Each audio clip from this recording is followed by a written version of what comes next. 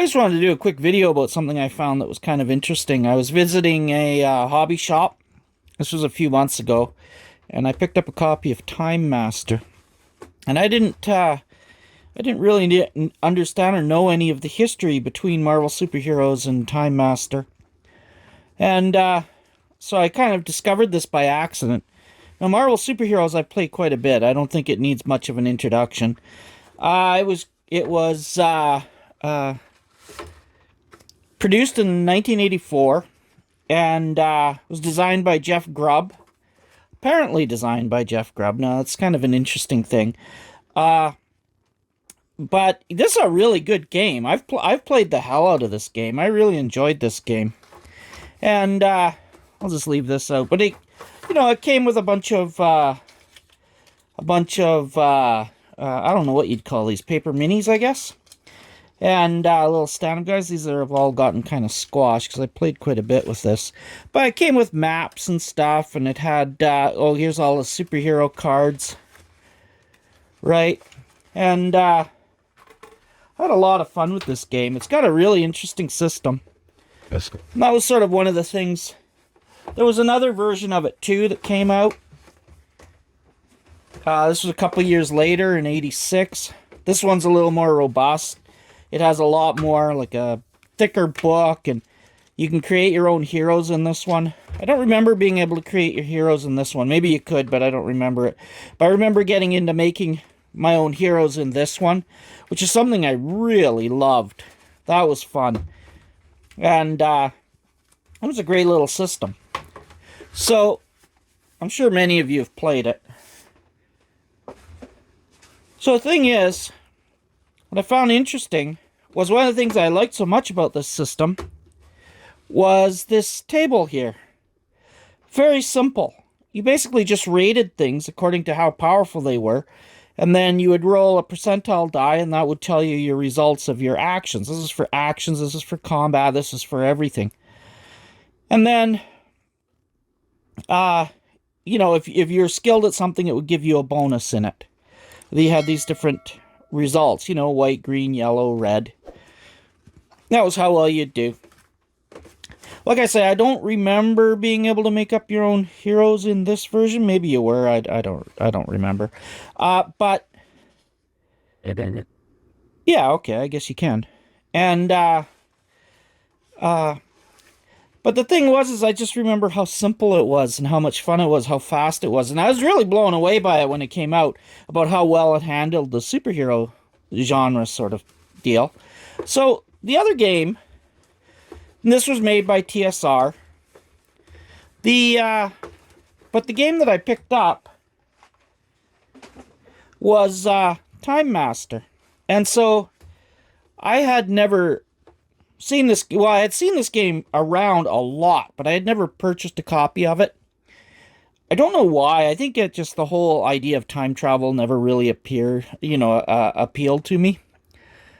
But I saw it and I thought, well, okay, that's neat. I'll buy it, pick it up, take a look, because I've seen it so often. So, like Marvel superheroes, Time Master came out in 1984. It was published by Pacesetter Games. Now, Pacesetter formed in '84, and I guess it was formed by a bunch of people from TSR that had gotten laid off, because in '83, '84, there were about 200 employees that got laid off there. So Time Master itself comes with some maps and some figures. This is unpunched, which is kind of nice. And so let's have a quick look.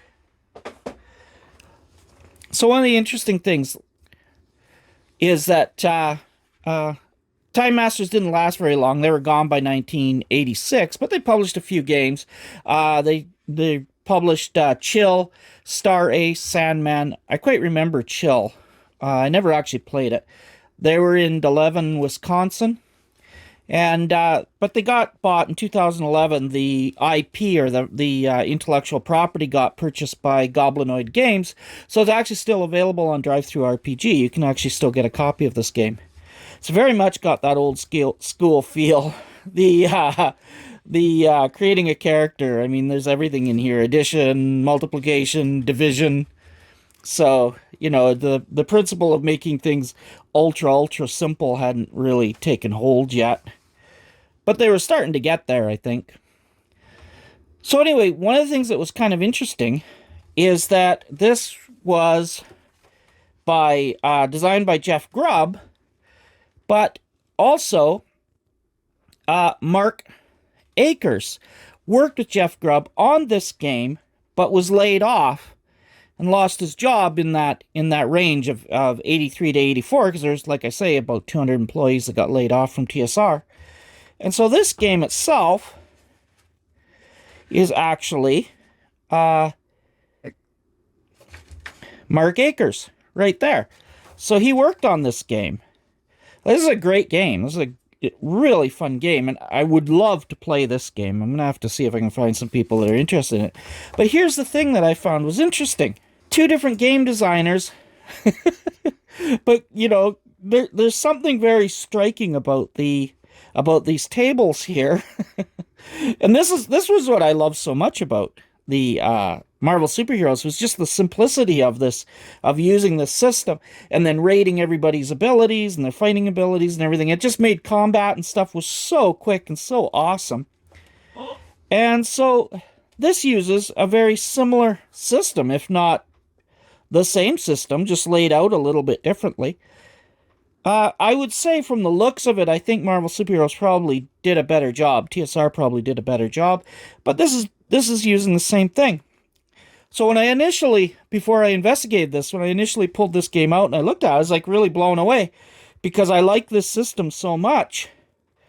So I was sort of, you know, I'm sort of confused about who came up with it first, where it developed from. Now I know that there is another game called Time Lord, which came out much earlier than either of these games, and all I can find, because I've never actually played it, and I don't have a copy of it, unfortunately, so all I know is it does have a reference to a universal modifier system, and so I kind of wonder if maybe this was born out of that, but I don't really know. But I think it's absolutely fascinating. We've got two game designers. One got laid off, went off to make basically a very similar system to this system that he had worked on previously. So I just found that fascinating. I just thought I'd do a quick video on it. It's kind of interesting. So if you're a fan of Marvel Superheroes, you might want to try out Time Master too. Also, it's kind of interesting, since there are two different rule sets with this, it means a person could probably design a game using this system. Now, I don't know how popular that would be these days. Just simply because you have to reference a table, and I don't know if people like doing that much anymore. But still, it would be kind of interesting. It's such a good system. It would make for a very fast-paced fantasy game, I think. But anyway, that's the end of the video. I just thought I'd share that. I thought it was really interesting, kind of neat, kind of cool. A little bit of history there. Thank you for watching, and if you like this video, please leave a thumbs up and subscribe if you want to see more. Okay, thank you. Take care.